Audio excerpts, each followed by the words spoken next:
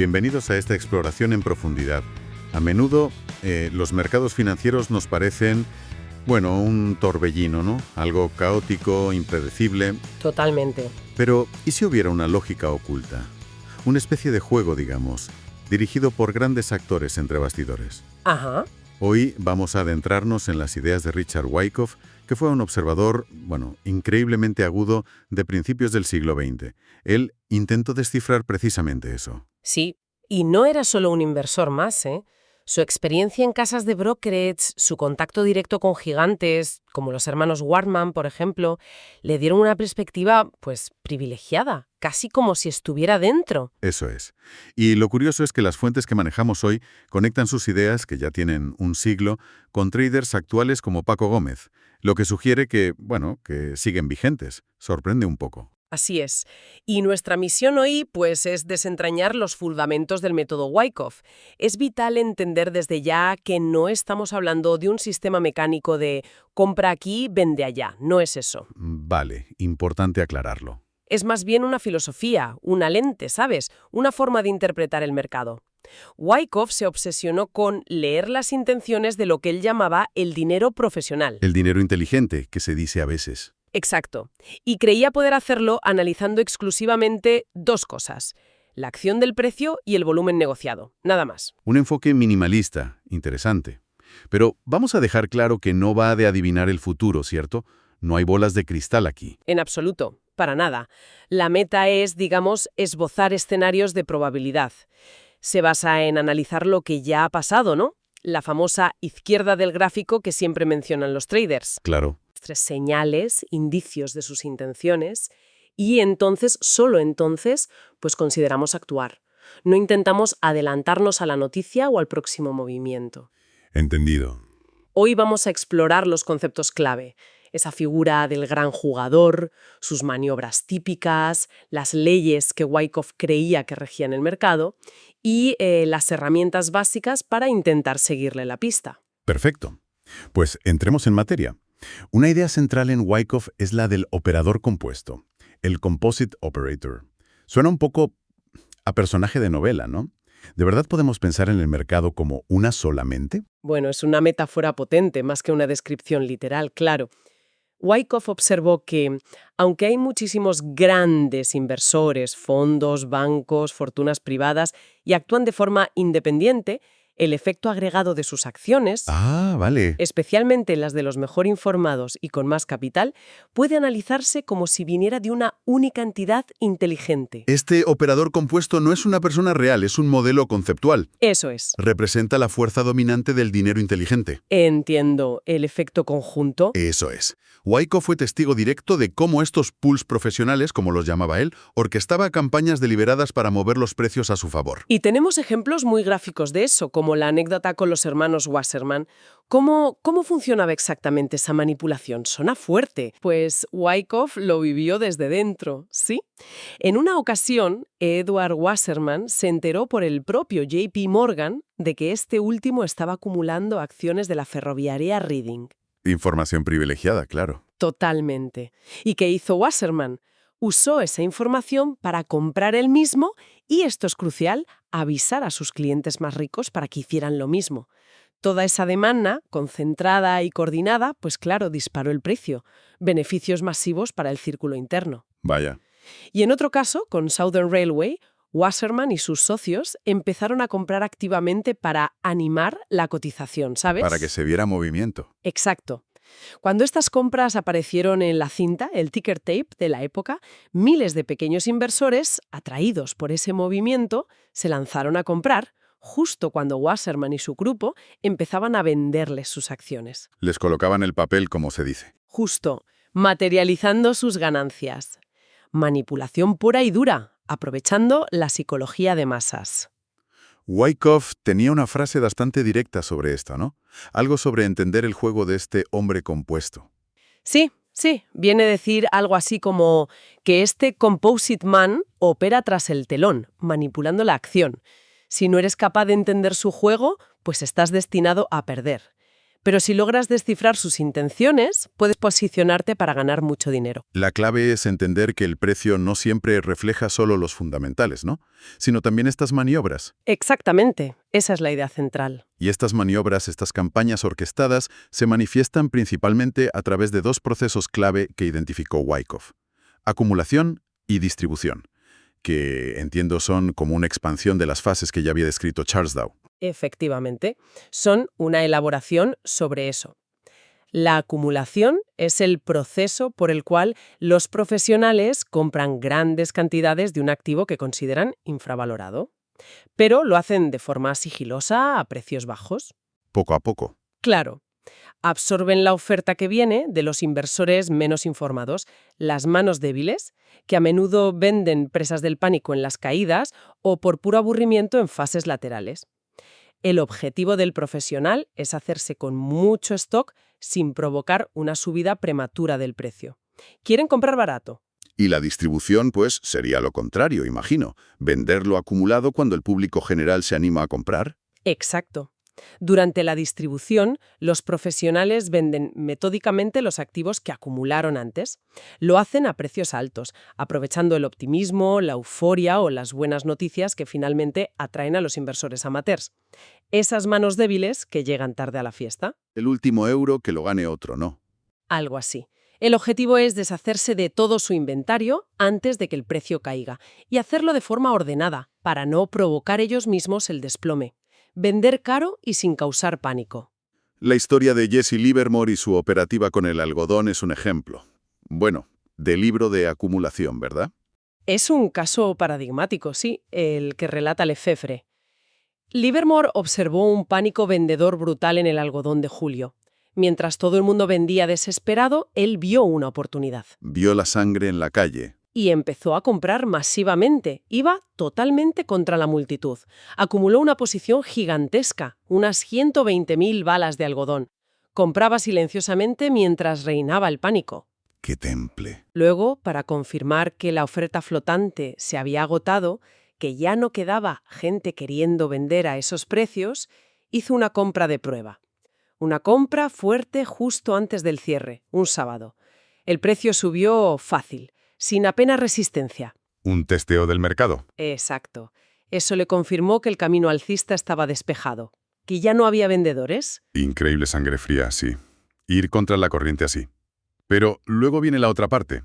¿Cómo vendes semejante cantidad sin hundir tú mismo el mercado? Ahí entra la distribución, claro, a menudo ayudada por las circunstancias, o por saber aprovecharlas. En el caso de Livermore, un periódico publicó en portada que Larry Livingston, era su seudónimo, tenía acaparado el algodón de julio. Menuda publicidad. Pues sí, esa noticia, fuera cierta o no del todo, desató una fiebre compradora entre el público.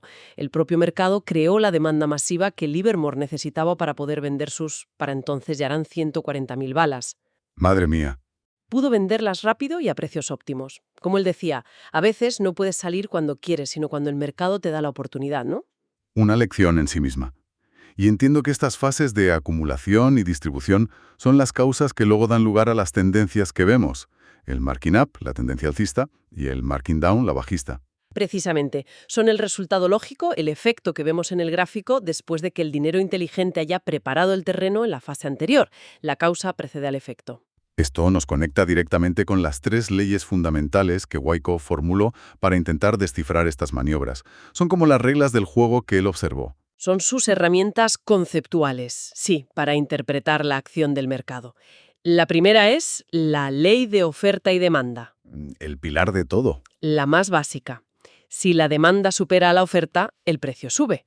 Si la oferta supera a la demanda, baja. Parece obvio, ¿verdad? Sí, pero... Pero Wyckoff añadía un matiz crucial. No se trata solo de cuántas órdenes de compra hay frente a cuántas de venta. Lo importante es la agresividad con la que actúa cada lado. Una demanda muy insistente, muy agresiva, puede absorber una gran cantidad de oferta pasiva y hacer subir el precio. Y al revés. Entendido. No es solo cantidad, es la intensidad, la urgencia por comprar o vender. Vale. La segunda es la ley de causa y efecto. Aquí se vincula directamente con lo que hablábamos de acumulación y distribución. Los movimientos tendenciales, el efecto. la subida o bajada sostenida. El markup o markdown. Exacto. Son la consecuencia directa de un periodo previo de causa, la acumulación o la distribución. Wyckoff sostenía que la duración y la intensidad de esa fase de causa, o sea, cuánto tiempo y con qué volumen se estuvo acumulando o distribuyendo, dan una indicación sobre la potencial magnitud del efecto. Ujú. Es decir, cuánto podría extenderse la tendencia que viene después. Una causa grande, un efecto grande, potencialmente. Suena lógico. Pero ¿hasta qué punto sirve para predecir objetivos concretos? He leído que los métodos que usaba Wyckoff para eso, como el conteo de puntos en los gráficos de punto y figura, hoy día, se consideran menos fiables. Es una observación muy pertinente, sí. La idea general de que una causa mayor tiende a producir un efecto mayor sigue siendo un principio valioso para evaluar el contexto. Te da una idea. Vale. De la fase lateral, es, en la práctica moderna, bastante menos fiable. Es más subjetivo. La ley sirve más como un marco para entender que las tendencias importantes necesitan una preparación previa, no surgen de la nada. De acuerdo. Más conceptual que para afinar el objetivo de precio exacto. Y la tercera ley, la ley de esfuerzo y resultado. Esta parece la clave para el análisis del volumen, ¿no? Sin duda, aquí es donde el volumen cobra todo su sentido. Esta ley pone en relación directa el volumen, que es el esfuerzo que realiza el mercado, con el movimiento del precio, que es el resultado obtenido. Esfuerzo contra resultado. Eso es. Lo que buscamos aquí es si hay armonía o si hay divergencia entre ambos. Por ejemplo, si observamos un volumen altísimo, extraordinario, gran esfuerzo, durante una subida, pero el precio apenas avanza o incluso retrocede al final de la sesión, poco resultado. Algo no cuadro. Exacto. Sugiere que una fuerza contraria importante, la oferta en este caso, está absorbiendo todo ese esfuerzo comprador. Podría ser una señal temprana de distribución, aunque el precio todavía esté subiendo. Es una pista. Y al revés, si el precio sube con fuerza, un gran resultado, pero con un volumen que va bajando o es muy bajo, poco esfuerzo, ¿eso qué indicaría? Pues podría indicar que la oferta simplemente se ha retirado, que no hay interés vendedor a esos niveles, lo cual puede ser bueno para que siga subiendo a corto plazo. Ah, vale. Pero ojo, también podría ser una señal de advertencia si ocurre después de una larga tendencia alcista. Podría sugerir que la demanda se está agotando, que ya no hay tanta convicción. Entiendo. Hay que mirar el contexto. Siempre. Analizar si el esfuerzo y el resultado van de la mano o si divergen da pistas muy valiosas sobre la salud y la sostenibilidad de un movimiento. Es un trabajo casi de detective, de interpretar las huellas. Con estas tres leyes como guía, Wyckoff llegó a una conclusión, bastante radical para su época, que las herramientas esenciales para analizar eran sorprendentemente simples. El precio y el volumen. Y poco más. Así es. Su propio enfoque evolucionó con el tiempo. Empezó su carrera dando mucha importancia al análisis fundamental, estudiar balances, la calidad de la gestión, las compras de los insiders. Lo clásico. Sí, pero con el paso del tiempo y tras miles de horas observando la cinta, el ticker tape, llegó a la convención de que toda la información relevante, todas las intenciones y maniobras del dinero inteligente se reflejaban, tarde o temprano, en la interacción del precio y el volumen. El resto era ruido. En gran medida, sí. O información que ya estaba descontada por el precio. Hoy la cinta es una reliquia, claro. Usamos principalmente gráficos de barras o velas japonesas. Son la herramienta visual estándar, sí. Cada barra o vela encapsula la información clave de un periodo. Precio máximo, mínimo, apertura y cierre. El rango total de la barra, la distancia entre máximo y mínimo, nos muestra la volatilidad, la batalla de ese periodo. Y el cierre es importante. Crucial. Dónde cierra el precio dentro de ese rango nos da una pista sobre quién ganó esa batalla. Un cierre cerca del máximo sugiere fortaleza compradora. Cerca del mínimo, presión vendedora. Es un resumen visual muy potente. Y el volumen. Has insistido en que debe leerse siempre de forma relativa.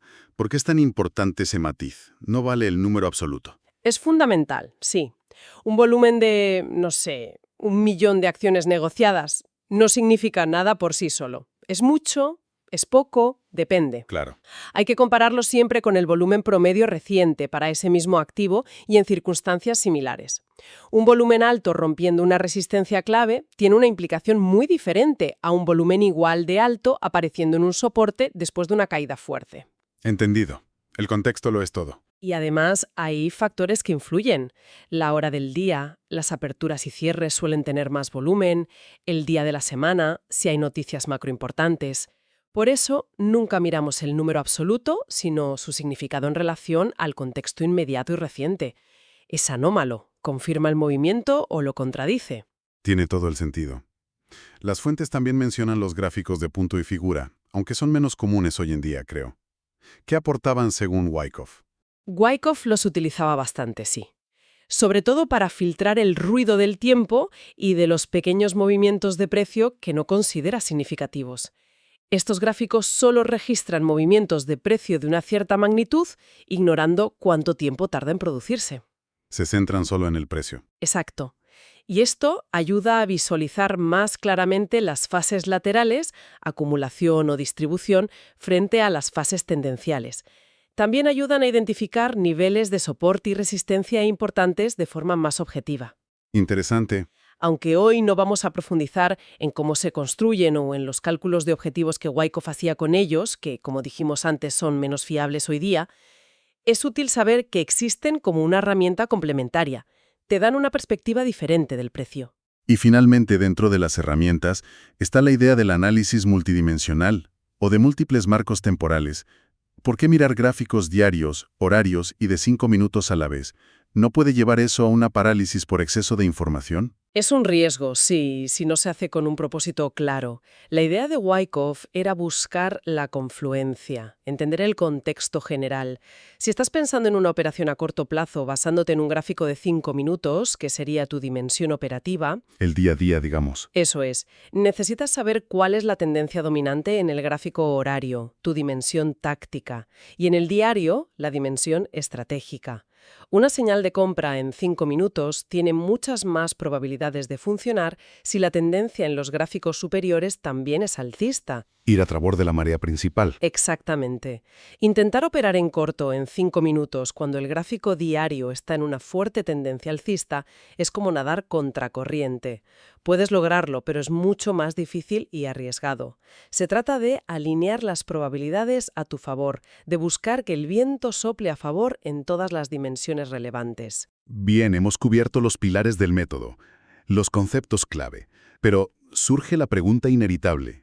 En el mercado actual, dominado por el trading de alta frecuencia HFT, los algoritmos, las dark pools, donde se negocia fuera de la vista pública, ¿realmente siguen vigentes estos principios del siglo XX? ¿No está obsoleto? Es la pregunta del millón, sí. Y mi visión basada en las fuentes y en la lógica que proponen es que sí, los principios fundamentales siguen vigentes. A pesar de todo. A pesar de todo. ¿Por qué? Porque la ley básica de oferta y demanda no ha cambiado. Y los grandes jugadores, ya sean fondos tradicionales, market makers o incluso algoritmos de HFT muy sofisticados, siguen enfrentándose al mismo problema esencial. ¿Cuál es? Acumular posiciones enormes sin disparar el precio en su contra antes de tiempo y cómo distribuirlas después sin provocar un colapso que les perjudique. Las herramientas y la velocidad han cambiado drásticamente, eso es innegable, pero la necesidad de gestionar grandes volúmenes de forma estratégica, eso persiste. La lógica de la acumulación y la distribución sigue siendo relevante. Pero, ¿qué pasa con todo ese volumen que no vemos directamente? El de las dark pools o el que generan estrategias de arbitraje entre mercados. ¿No invalida eso el análisis del volumen que sí vemos en la bolsa principal? Es una preocupación común, sí, pero hay que matizar. El arbitraje, que es explotar pequeñas diferencias de precio entre activos relacionados, como un futuro y su índice, Vale. en realidad contribuye a mantener los mercados eficientes y conectados. El volumen que vemos en el mercado principal, por ejemplo el futuro del índice, sigue siendo un reflejo muy fiable de la actividad total, porque esas operaciones de arbitraje en otros mercados relacionados a menudo generan operaciones de cobertura en el mercado principal que sí vemos. Entiendo. Está conectado. Y en cuanto al volumen oculto de las dark pools o las órdenes iceberg, que son órdenes grandes fragmentadas, es importante entender que, aunque la intención no sea visible antes de la ejecución, una vez que la operación se realiza, sí se registra en el volumen total negociado que vemos. Ah, entonces sí que aparece, aunque sea después. Claro. Y para el análisis Wyckoff, lo que importa es precisamente ese volumen ya ejecutado, el hecho consumado, no tanto las intenciones previas que no se ven. El análisis se basa en lo que ha sucedido. Entendido. Entonces, el análisis de precio y volumen en mercados centralizados y transparentes sigue teniendo validez. ¿Implica esto que el método se puede aplicar a cualquier producto financiero? ¿A cualquier cosa que cotice? No exactamente. Funciona mejor en productos que cumplan ciertas condiciones. Primero, necesitamos acceso a información fiable y completa de precio y volumen. Eso generalmente apunta a mercados centralizados, bolsas de acciones, mercados de futuros. Donde la información es pública y estándar. Eso es. Segundo, el activo debe tener suficiente liquidez. Tienes que poder entrar y salir de posiciones grandes sin mover tú mismo el precio de forma significativa. Si no, el análisis no sirve de mucho. Claro. Y tercero, necesita algo de volatilidad, que el precio se mueva lo suficiente como para ofrecer oportunidades.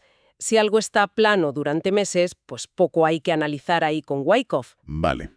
Ejemplos. Pues acciones de alta capitalización, futuros sobre índices importantes como el SP500 o el DAX, pares de divisas principales, materias primas como el petróleo, suelen ser candidatos adecuados. Intentar aplicar Wyckoff en mercados descentralizados como muchos CFDs o criptos sin volumen fiable es mucho más complicado y menos fiable. De acuerdo. Entonces, si el método en sí sigue siendo relevante en los mercados adecuados, ¿por qué no todo el mundo que lo estudia tiene éxito? Debe haber algo más. No puede ser solo saberse la teoría. Ahí has dado en el clavo. Totalmente. El método Wyckoff, el análisis técnico en sí, es solo una pata de la mesa. Digamos que es un tercio del problema, como mucho. ¿Y los otros 2/3? Los otros 2/3, igual o más importantes, son la gestión monetaria, cuánto arriesgas en cada operación, cómo gestionas tu capital total y, sobre todo, la psicología del trading, lo que ahora se llama psicotrading. La mente. La mente. El propio Wyckoff, ya en su época, observó que las emociones humanas, principalmente el miedo y la codicia, pero también la esperanza, el orgullo, la impaciencia, eran el mayor obstáculo para la mayoría de los operadores. Es la lucha interna, ¿no? Recuerdo la cita esa de Livermore. El mercado va en tu contra y sientes esperanza de que se dé la vuelta. Va a tu favor y sientes miedo de perder lo ganado. Es ir contra nuestros instintos más básicos. Exactamente. El verdadero desafío, el monumental, no es tanto aprender a leer un gráfico con la óptica de Wyckoff, lo cual requiere estudio, muchas horas de pantalla, por supuesto. Eso se puede aprender. Entonces, ¿qué es lo más difícil? Desarrollar la disciplina férrea para ejecutar tu plan consistentemente. Cortar las pérdidas sin dudar cuando la operación se invalida, aunque duela. Y dejar correr las ganancias sin sucumbir al miedo de devolverlas al mercado. Ir contra la manada cuando ellos acumulan o distribuyen. Y sobre todo, ir contra tus propios impulsos emocionales.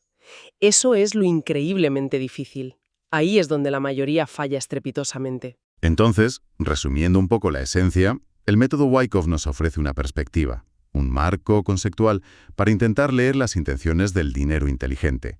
Interpretar esa interacción constante entre el precio y el volumen, buscando esos patrones característicos de acumulación sigilosa y distribución, que suele ser más ruidosa. Es una excelente síntesis, ¿eh? Es una filosofía para buscar la lógica que puede haber detrás de los movimientos del mercado, basada en principios de comportamiento humano y de mercado que, a pesar de todos los cambios tecnológicos, parecen tener una notable capacidad de perdurar.